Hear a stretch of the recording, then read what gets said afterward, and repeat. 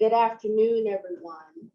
Welcome to Retrospective, the life and work of artist Billy Graham, presented by the William and Mary Ampersand International Arts Festival. I am Omiyemi Artisha Green. I'm a professor of theater and Africana Studies and the program director for Sightlines Black Lives Matter with Cadence Theater Company and editor-in-chief of the Black Theater Review, produced by the Black Theater Network. I'm on SSRL this academic year, but when presented with this opportunity to support another sister in doing the work to preserve and promote the work of African-American artists and institutions, it was no thing for me to make the time to be present.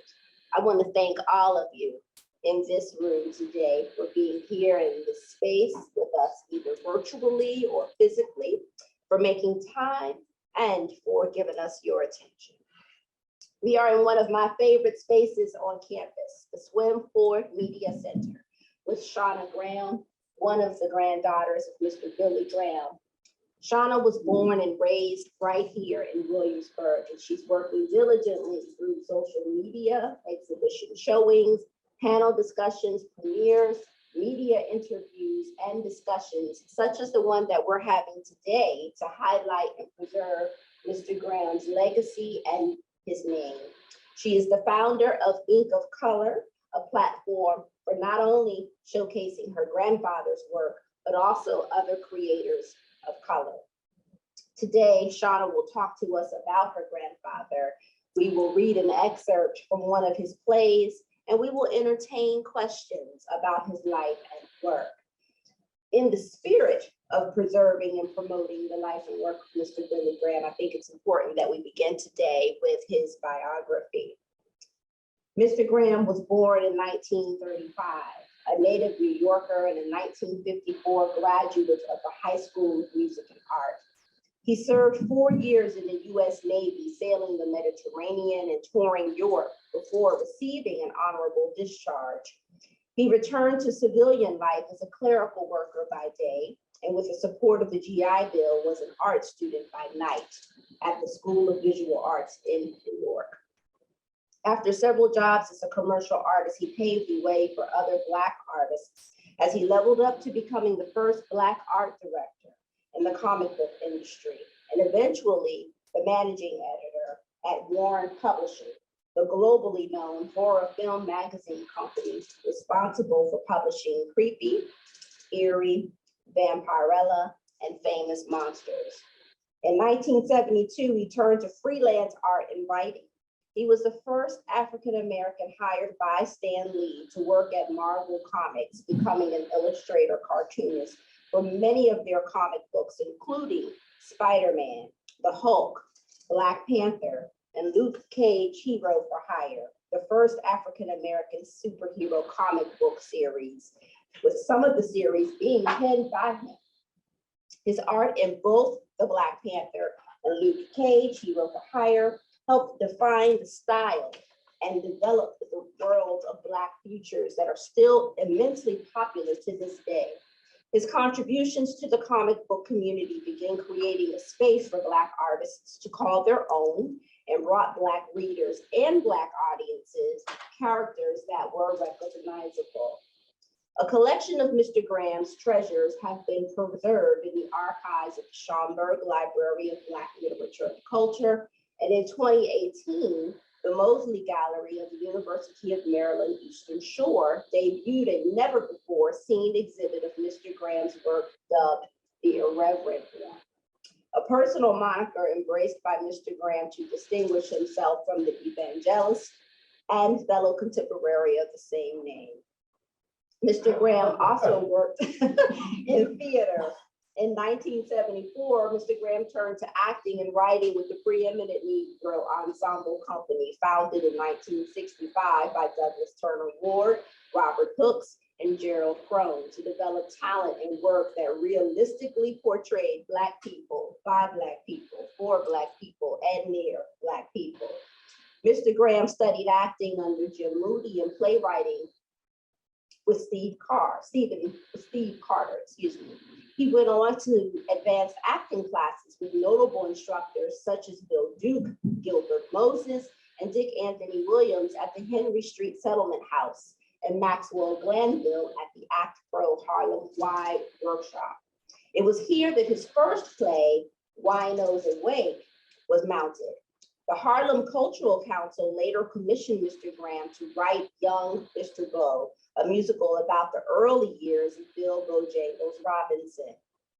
He is the author of several other plays, including Papa Charlie's Place, Don't Step on My Foots, The Memphis Mission, The Dreams of Mr. King, King Spats and the Gorilla Brothers, and the trial of Adam Clayton Powell Jr., which deals with the 1967 Special Select Committee's investigation and findings based on official records and information from the Powell Affair, Freedom -1 by Andy Jacobs, plus articles published in various national and world magazines.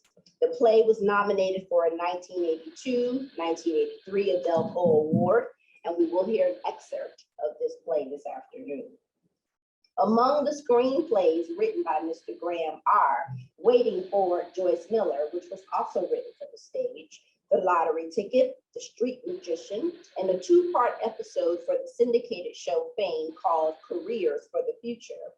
He also authored television spec scripts for Poppy, The Red Fox Comedy Variety Show, Sanford and Sons, What's Happening, Palmer's County, USA, The White Shadow, The Cosby Show, a film entitled The Ashanti Princess, and a 7-hour miniseries entitled The Albino Fantasy.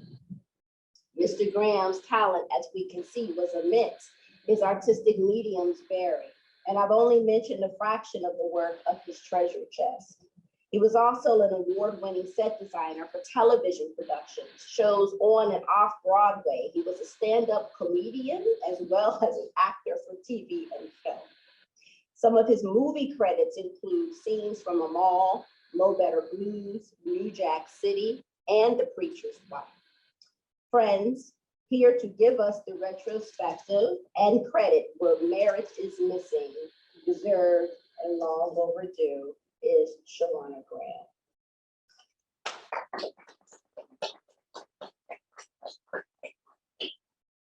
So, one of my first questions for you would be, so that I read the 2018 New York Times article that was produced about you and your father. And my understanding is at the end of this article, it talks about a picture that you found in his wallet as you were going through his things. And how in that moment you felt it was your calling to continue on and promoting and preserving his legacy. Can you just talk to us about how you felt in that particular moment and where it took you next in this work to promote your grandfather? Yes, sure. So my dad actually found that photo in my grandfather's wallet. He's really like my dad. My dad, he hoards a lot of things, especially like memorabilia and stuff that we probably wouldn't keep on to.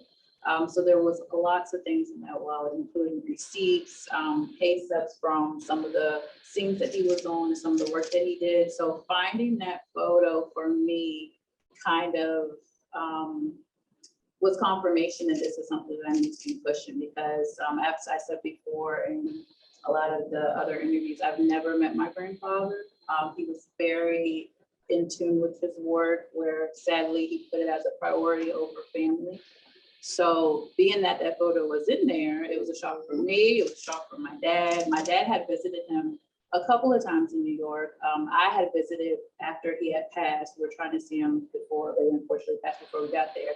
And even when we got to his apartment in Harlem, he had no photos of any of us. So for that picture to be in there, it was like, okay, this is ironic, but maybe this is something I need to, push further, even though I've never met him 20 years later.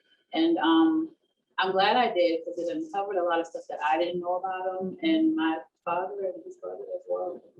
So it's an opportunity to learn not only more about the work, but more about family. Correct. Generally speaking. So what was your next step after you had that moment, Mhm. came to that realization? What did the beginning of this work look like for you? So when I was younger in middle school, I always knew that we had a lot of my grandfather's work. And I always knew that it was put away somewhere in the attic. So when they started promoting the Luke Cage Hero for Hire series on Netflix, that was when I kind of remembered and asked my dad, did your dad have something to do with Luke Cage and the comic books? And he was like, yeah, he did, the stuff is still put away somewhere. So finally got him to bring all that out, which took a long time because this was something that he really wasn't not necessarily saying not trying to deal with, but it was like stuff in the past. And again, like I said, my dad didn't even know the impact of how much contribution that his dad made to just Marvel comics in general. But that kind of opened the door to initially just looking for the comic books. And then so when we found the comic books for Luke Cage, then we also started to see that, okay, he not only inked some of this stuff, he drew some of this stuff. And then he not only drew some of this, but some of these articles, he actually was credited as a writer in some of these. So that kind of made us look into it more further. And then of course, after that came his contribution to the Black Panther, which was also the same scenario. And then even though you have these, because most of the writers back then that were working on these projects were, they weren't African-American. I've actually been told several times from other writers from back then that are still here that the work that they did on those comic books usually were like the monster type series. It wasn't really like the ones that we would be more drawn into, like the superheroes and stuff like that.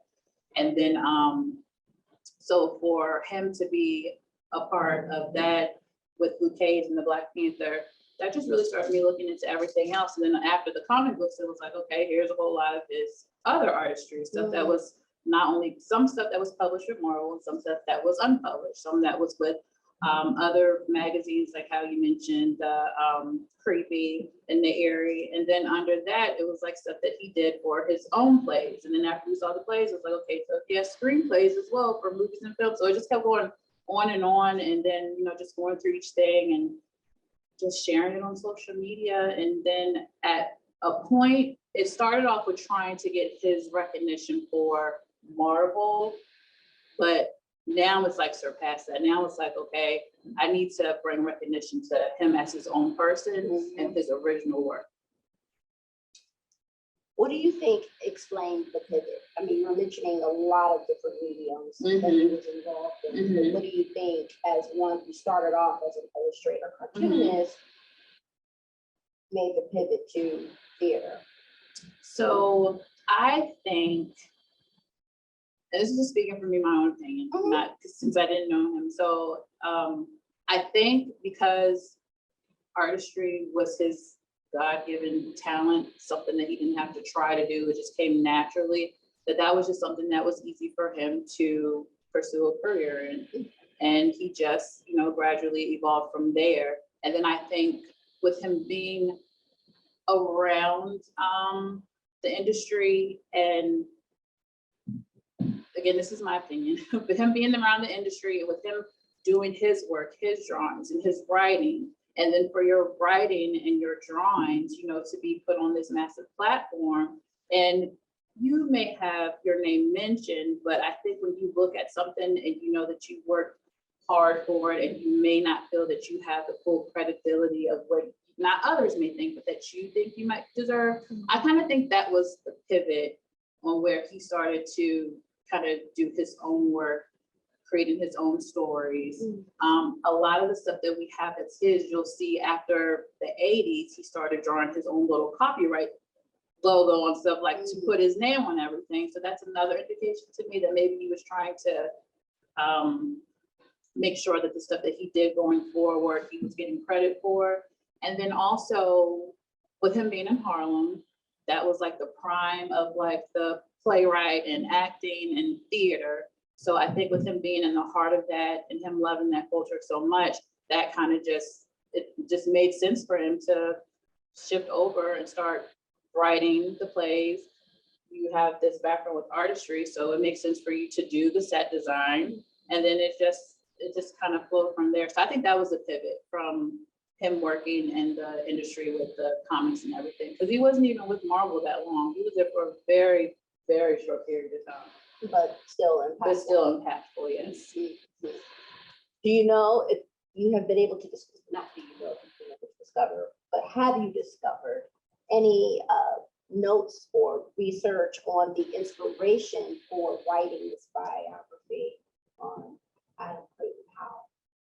So none other than what he mentions in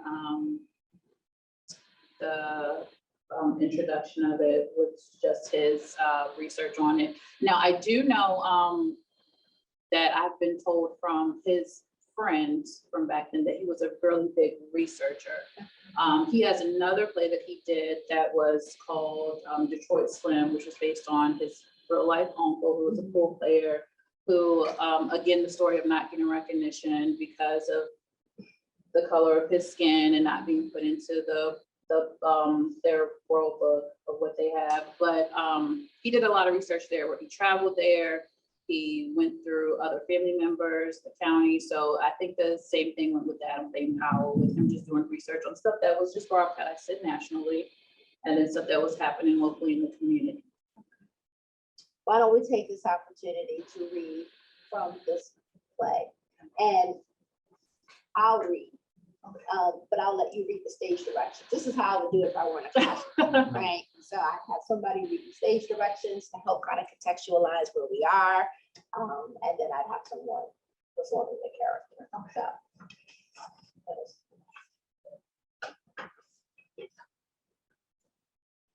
just let us know what scene we're in, what the stage directions are. I will read Adam. Okay. We'll have a discussion. Okay, so this is going to be excerpt from the Trials of Adam Clayton Powell Jr. So this is specifically from scene 3. And for the stage directions, this says, when the fire comes to a rousing inn, we are in the huge Baptist church. Lights resembling brilliant rays of sunlight rise and cascade down at me. Like most Black people, I never truly knew who my African ancestors were or what my true surname might have been. My parents were both of German descent. My grandmother was part Black, part Cherokee Indian squaw, a slave whom my grandfather, a German slave owner, impregnated in the field behind his shack-like home in Virginia during the Civil War. When their son, my father, grew to young manhood, he managed to get into every possible trouble a Negro in the South could get into. He was a light-skinned hellion, a drunkard, a gambler, and always carried a pistol and a pair of brass knuckles and a jug of hard liquor. But one day he saw a vision and God spoke to him.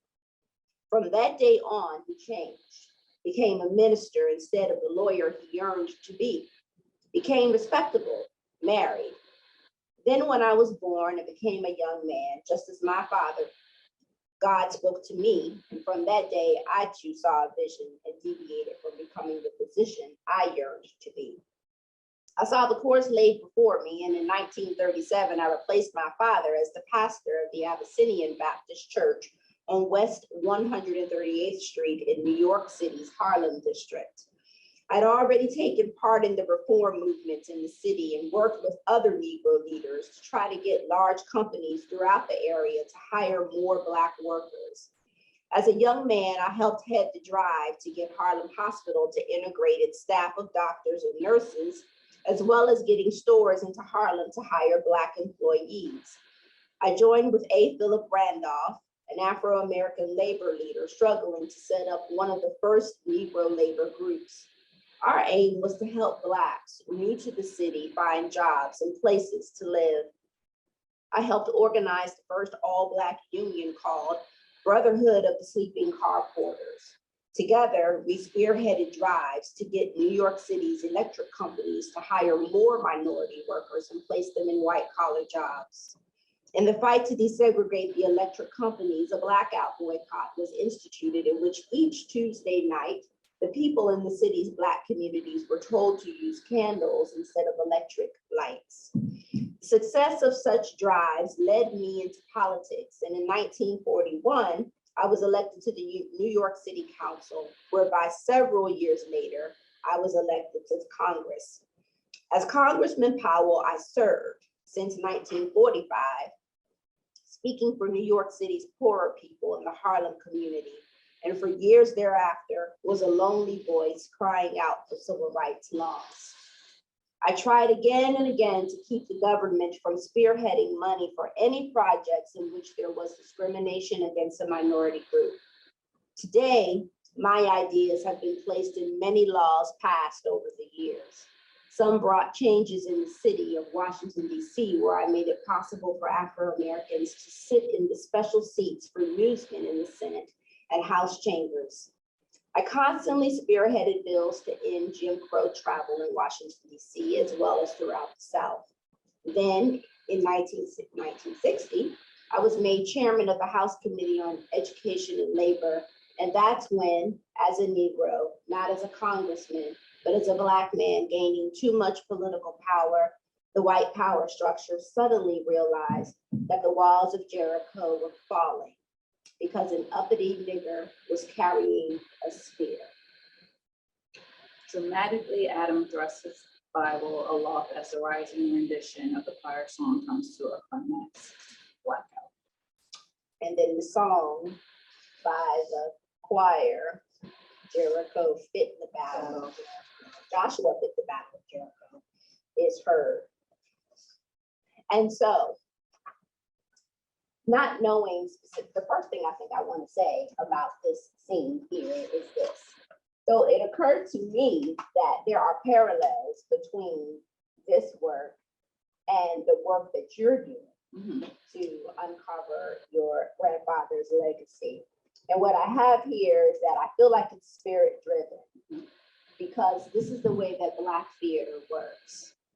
There is always some force in operation that is working in addition to what might be happening in the temporal world to support the events as they are orchestrated. For example, so the scene ends with this choir singing this song about Jericho. Jericho means the city of the moon. And what does the moon do? The moon comes to give illumination in the darkness. And what are you doing? Functioning very much like the moon. You're right, trying to shed light, yes. The work of your grandfather. So that is beautiful to me and symbolic. But tell me why you chose this scene of all the things we could have read about your grandfather. I chose this scene because it shows, just like it says, how you can't place someone in a certain category from where they used to be, or how they used to be, or basically judgment, because he talks about how he was prior to him coming through life, turning his life around, the education that he got, and then eventually fighting for what he believes in. And then I feel it still resonated with my grandfather, because again, going back to me saying he didn't put his family as a priority. So, you know, and I personally feel that in a way, it's kind of like karma, because, you know, you put so much focus into one thing, your passion, but you're not really focusing on what should be most important, which is the people around you. And then the legacy, he was trying to create a legacy, but you're trying to create a legacy by yourself. Maybe if you had included other people of importance from your family, then it maybe would have came to fruition in your lifetime. So that's why I chose this, because I kind of felt like it was the same thing. Some people who knew him personally may be like, you know, well, he did do all this work, but, you know, you didn't have any backing, or you didn't have any support from your family, so maybe that's why I didn't go anywhere. But I believe that talent needs to be recognized. And it's there's a lot of talented people out here in there that haven't been recognized for stuff, and there's going to be more talented people in the future that are never going to get recognized for stuff. But I don't think that that should dampen on what should be brought to light.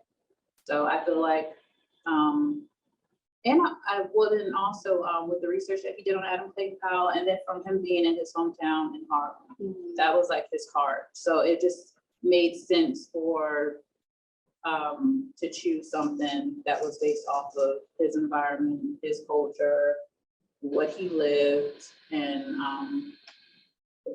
yeah, it sounds very familiar to the work of another Black artist, specifically playwright. I just returned from the August Wilson colloquium.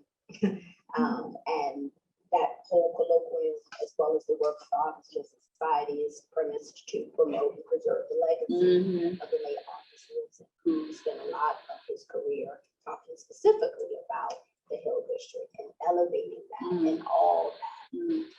The wisdom culture that comes from his environment. So it's similar. yeah, And I'm still kind of on the crest. right. Even if we move into the work of your grandfather. What do you want us to know that I have not already shared in the biography about your grandfather? I want everyone to know that he was more than just an artist for Marvel Comics. So I feel like when we talk about my grandfather, it falls in between the middle of them thinking Billy Graham the evangelist, or them thinking Billy Graham who worked with Marvel, when it's so much bigger than that. It's so much more than that. The work that he did with Marvel isn't half as much as the work that he has of his own. And I want them to know that he just needs to be someone that needs to be known in Black history, African American history. And then when I see things today, like referencing like the Black Panther, like we have so many people that know of the story, and those that know of it, my generation mostly know of it because of the movie. And then those that knew of it from the comic book series, most of them didn't even know that my grandfather that this was an African American man that was doing this work. So it's a lot of different things, but mostly I just want them to know that he was a creator. And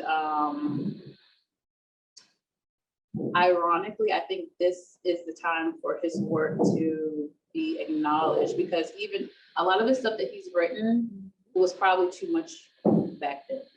In what way? And what way, as far as people probably think it's like too far out there. Like a lot of, he has some plays that were written about the future. Afrofuture. Yeah, space. He wrote a lot about aliens. He wrote a lot about, and then the Ashanti Princess, which is the film that we're working on now. It's a horror film. So it's like, It's ahead of his time. ahead of things. That's the word I was looking for.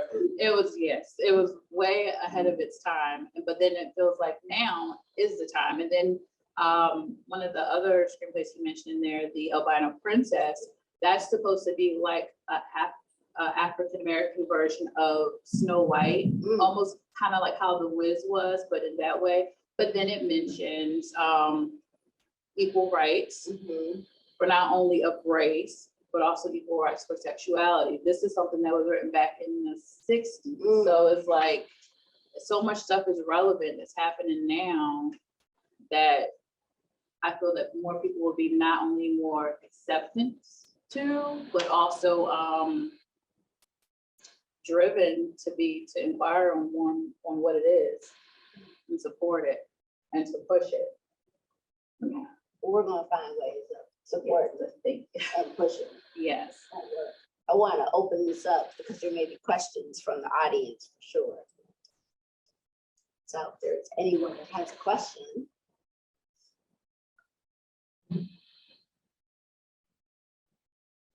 Well, I just want to say I came in a little late, kind of problem finding the location, but I just want to say thank you for doing this work. Thank you for bringing it here to us. I think it's so important, and certainly with a lot of the references that you are speaking about, you know, people a little bit older, we certainly are familiar, but I'm just so happy that we're in a time where this information is so accessible and there's such interest in this. So anyway, I can support you, share everywhere, please. Thank you. Thank you. Are these, no, I'll yes. ask a question. So I echo the thanks. It's wonderful to hear the story. And I'm curious about sort of how you started to kind of dig into what, you knew about it. I mean, I love that you were just curious and, hey, did you grandpa do this? Yeah. Did you grandpa do that? Did your father and his brother, did they know anything? Like, was it just, and how much of that was because of society keeping it down versus your grandfather's relationship maybe with them, and that, or maybe your grandfather himself was just didn't talk about it either because he had to keep his head down. I don't know. I'm just curious about Yeah, that. so I think it was both on what you mentioned. I think it was what was kind of undershadowed from what he was doing just with society, with Marvel, and then also from what he decided to share. So both my dad and my uncle, they knew of his work at Marvel, but they thought he was just doing just sketches and stuff. And my dad did say, like, here and there, he would send them a copy of maybe a Black Panther comic and be like, hey, I did the cover. And then that would just be the end of it. And then unfortunately, my dad and my uncle weren't into comics like that. So it probably wasn't that exciting for them when they received it, since they were older then. But that also played a factor. But for me, I feel like my dad and my uncle, they learned as I learned. And then with how the times are now, as I found this stuff, I just went to social media. I kind of went to a couple comic book pages, kind of posted some pictures of what I had. And at the time, didn't realize how big of a community comic book fans, comic book lovers are, because I actually got a lot of negative feedback for some of the pictures I posted, because I had the comics just laid out. And then I had people comment like, well, this should be in the plastic wrapping. You shouldn't have it like this. And I was like, oh, okay, didn't know that. And then they also pointed out like some nice collector ones too. So then I was like, okay, so let me take a step back and we take this more serious. And then we kind of put the comics to the side. So I was like, okay, well, if there's a community for the comic books, then there's probably a community for the specific issues that he did. So then that's when I started just going to like Black Panther and Luke Cage. When they had the Luke Cage series out on Netflix, I tried to reach out to anyone I could that was doing the series. So I was like, well, can you mention my grandfather? And then at the time, I kind of got like one of the responses I got back was kind of like, I got your message, but and then it was kind of just died off. But then later on, when I did the New York Times article, they came back around and was like, oh, we would like to help. And then they did eventually put his name in those credits for those shows that had scenes from the issues that he did. Same thing with the Black Panther. They and they didn't have his name in the special credits for the first one, but for the Wakanda Forever, they do have his name in the credits there. So we just learned over time as we kept digging in. But my dad, he might say he did, but he had no idea of the impact that it was at the time. And then from their relationship kind of being estranged, because they talked, but it wasn't like an everyday type thing, because he was so embedded in his work. And then even after the comic books, he was so more into the playwriting, and then it kind of just ended there. I like this idea as a playwright, that there's this level of authority. You are creating this entire world. How many scripts? Because I know I've only mentioned the ones that I was able to, ascertain from the biography. So how many scripts do you have? So we have copies of about 7. Okay. Out of those 7, I believe, and if you're wrong, there's about 16 that's at the Strongsburg Library copies. But then there's other ones that come up. My grandfather was really good friends with Billy Mitchell. He's known as Mr. Apollo at the Apollo Theater. He was generous enough to send me some copies of some plays, and my grandfather had, so I could read over them. And 2 of those, that was my first time ever seeing them. They weren't mentioned at the Strongsburg either. So there's no telling how many are actually out there, but we have about 7. And the ones I'm focusing on are the ones that he mentions a lot. So those would be the ones that when he had his memorial service, a lot of his theater friends had mentioned some of the plays he was working on, one of being the Detroit Slim about his uncle being the pool player. And then with us working on the Ashanti Princess, that was like one of the last things that he was working on. So.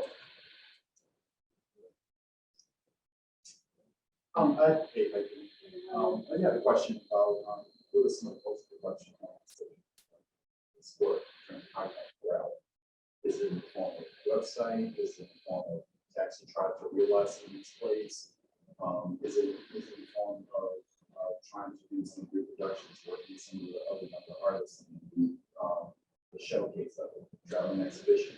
What are some of your dreams in terms of how you're going to bring this information to, in essence, make right what was wrong? Right. Because there's so many levels of it. Lot Just of as what was laid out in terms of just from the personal level, we can glean from the story that there's some, of course, there's estrangement. There's some family tension. Yeah. There's a separation. There's a gap in terms of information, but there's still this kind of care underlying because there's something kept in the wild, there's something kept in the attic. Right. It wasn't destroyed. Right. It was not complete anger. I hate you. I want Right. nothing to do with you. I want you off the planet. It Right. wasn't that. So Right. I just think about just the layers of that. And then now you're here, this moment, trying to speak up, and so how is this voice that you have? How is this going to? So I feel it's going to be amplified with just everything that you mentioned. So with the plays, we're trying to touch everything that he did. So we're trying to do the play productions. It would be nice to take them all the way back to where they originated, which was in Harlem, because a lot of those small theaters in Harlem are still doing very well post-pandemic. We're trying to get the culture and everything back out there. And then also with using social media, which is what we're trying to do now, which has been very hard. We're just promoting. We're working with Service Film Works for the Ashanti Princess movie to try to basically give everyone a visual of what the big picture is. So we're trying to keep it as close to home as we can, meaning being involved with someone that was a part of Billy, whether, in his life at the time or not, but being involved. And the same thing with the play. We want to have some connection with the production of it. And then with the film, to stay a part of that as well. But mostly social media. Social media is what we're trying to work with. We're trying to get connections wherever we can, whether that's doing events such as this, trying to make connections, just trying to get our foot in the door to know where to start. Because I feel like the people that have the means to help us, they see us, but it's not like we see you, let me give you a hand. So yeah.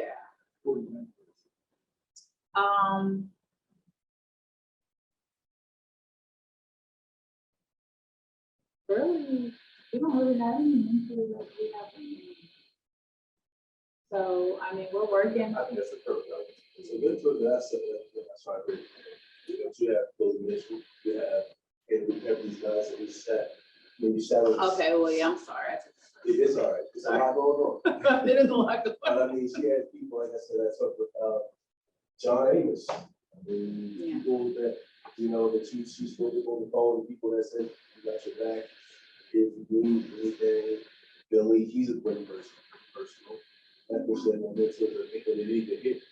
Mentors in And then also, The reason I asked that question of mentorship is one of building that team and being very direct in terms of gaps. And it's one thing that we can hear and we can talk to those different people, and they have potential to be. But mentorship is one that will also give you those steps as it works through how to navigate the industry. Because we have one vision of the industry in terms of how it works, and that vision in most cases is human. And we don't really truly know what it means to be behind the scenes to do this stuff. So as you're talking about a Billy Graham, as you talk about your grandfather, I'm able to fully identify with it because I'm an artist. And so when you're talking early on about that idea, at the very beginning of the talk,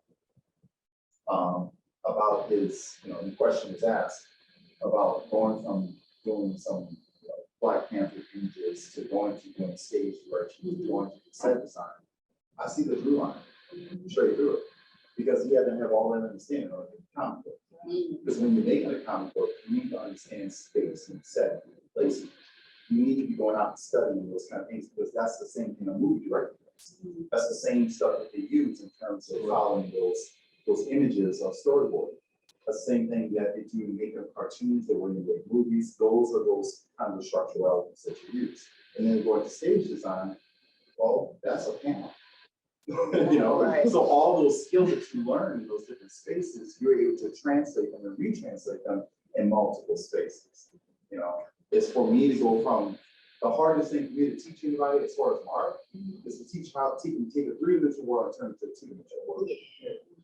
It's very hard because I got all kind of other mechanisms. Whereas if I teach you sculpture, with the clay in front of you, and I say, okay, reshape that. It's a little bit more understandable because we understand tactile. We understand by opening doors and going through thresholds. We understand things in terms of how far something away, how close it is to us. Now I'm saying, okay, now make that illusion happen on a two-dimensional surface and make you believe I can go in. Right. That's a whole nother level of thinking. And so he was adept at doing that. Yeah. So to do the stage design probably was easier Yeah. than doing the drawing on the comic. Yeah. Because you got that, you got readers, you got readability. You got to take a story that someone wrote as a script, and you got to reduce it down through images, but images do speak with 1,000 words, but at the same time, keep the continuity of that story going and make us jump and believe and make those gaps. Yeah. So anyway, just fun. From an artist. Right, standpoint. thank you. Thank you for the mentor, yeah. Oh, But seek him, but definitely seek him in. the funny thing is that I feel like, with reading so much of Billy's work and stuff like that, I feel that art was basically his gateway. I feel like writing was his passion. I feel like reading was his passion. Honestly, reading the scripts, reading the way that he wrote them, as far as being such ahead of time as he was. Like with reading the Shanty Princess, as like you said, with genders and things like that. And he was already touching that stuff where there wasn't a problem that it was just one way, it was good or bad. To where now there's options, there's opinions, there's more kinds. And he was already writing that style.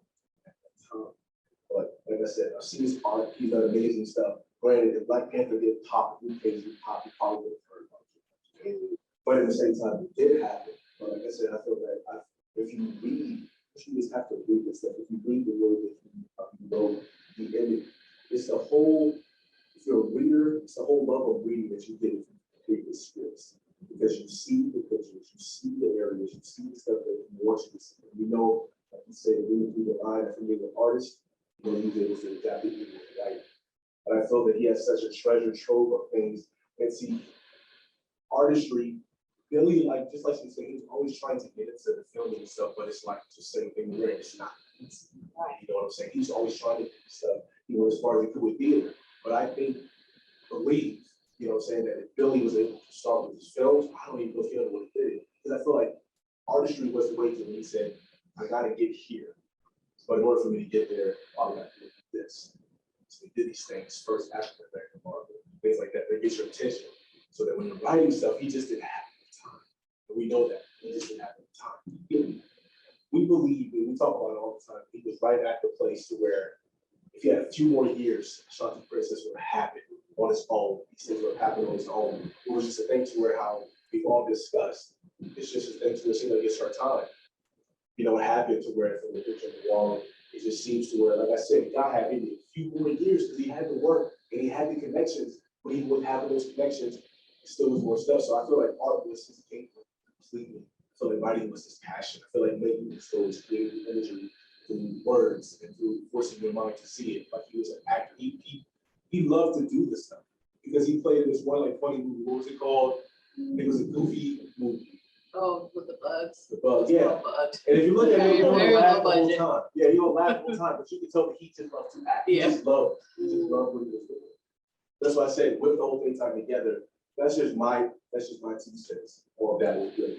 Because like I said, I felt like he had this whole other side of him that people just didn't know. And because like Panther hit, because Luke Cage hit, you know, no one knows that he's written. Yeah, like overshadowed everything else. They would never know. They would shock me when they're like, oh, he was a writer. They're like, really? Because when you look at it, it's like yeah, it connects to that, but it just feels like it's a thing's work. So we're just destined for it. And it could have been also because he decided to stay, because he stayed in Harlem. He didn't like try to venture out anywhere. So, But the one thing I guess we got also is be clear about this at times. Oh, yes. You know, it's the limitations of the Black artist being art. right, and that's what I was speaking on earlier. I was able to speak to one of the other artists that worked with him at that time, and they said it themselves that when they brought African Americans into Marvel, you either got put on inking or you were put on a monsters type of issue.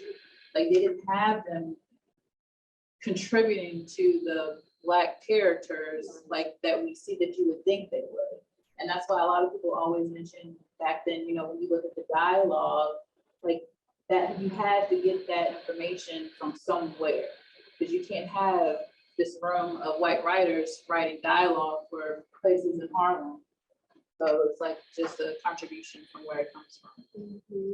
And then contextually is that you have a person with all this brilliance and all this genius, but doesn't have a proper outlet for it and see all the multiple ways that it affects things. Right. It affects home. Right. It affects community. Right. It's a domino. You're pushing, trying to get your voice up. You're really working and trying to grind to find that connection, get that something out there, and then you get a little bit of something, but then the door is partly open. And it's your life becomes this kind of struggle of recognition. Yeah. You know? So that's a whole nother level. You know? And I think about the fact that shoot, I ain't found out until my 30s that my dad was an artist in his teens. Oh my God. But the crazy thing about it got passed on to me and my brothers. And my brother said, and my brother followed it too, because he saw someone who was a kid who was on the nightstand beside the bed. And he said, "Why is my mom saying, who did this?" He said, "Oh, you did. You do this?" And then that story I never heard it until I came to my 30s. You know, and then I just think about when a man goes up in New Iberia down in Louisiana, and you're talking about a person that goes, what was a common thing for young Black men in that time period? Go to the military. You know, everybody got in their catalogs, these photographs that have been colorized, and they stand there in their uniforms. And you know what I'm talking about. It's the same old pictures with their family. And we got those things because that was a common thing to do. Right. And another line of that is, you know, you go to the military and then, or the post office, you know, these kind of things you don't. And you go to the military, again, it was again an act of Black masculinity trying to show his work and show I am capable and, you know, show I can defend. I'm not, you know, all these things, you know, these are the kind of things that I heard from my father, you know, so I can imagine the household is very simple. Yeah. And then on the heels of it, you talk about athletic power in terms of what his life was and the way he put himself on the line. Helping those people who are migrating from the south to the north and trying to get their jobs, and they up there trying to get their promised land. And everybody's fighting, struggling, trying to do some of the same things, but the space is only allowing a certain end. And then when you got in, you only have a certain amount of leeway in expression. Right. So it's a lot there. Are you noticing a through line with the plays that you do have scripts on hand? Are there some common themes among them all?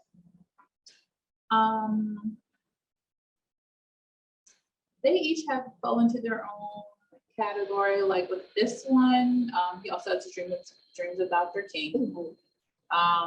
So of course they have a similar underlying message of just, civil rights. And then I guess you can compare the one with the albino princess, and I was saying for fighting for the rights for sexuality. And then one of the other ones that was mentioned is bio.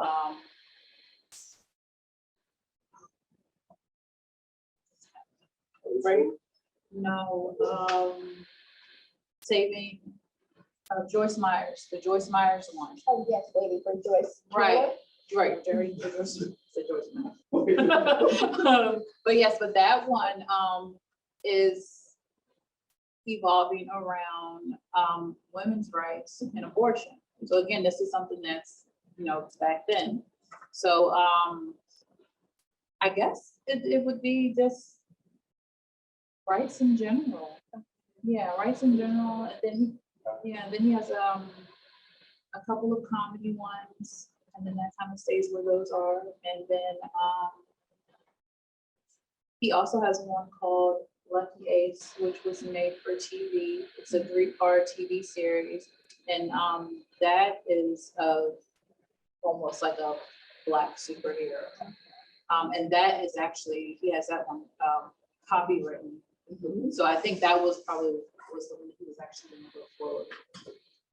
Do you have correspondence from your grandfather, or I mean, you have materials obviously that he's a question, but do you have did he keep letters and So my dad does have some letters from him that he wrote.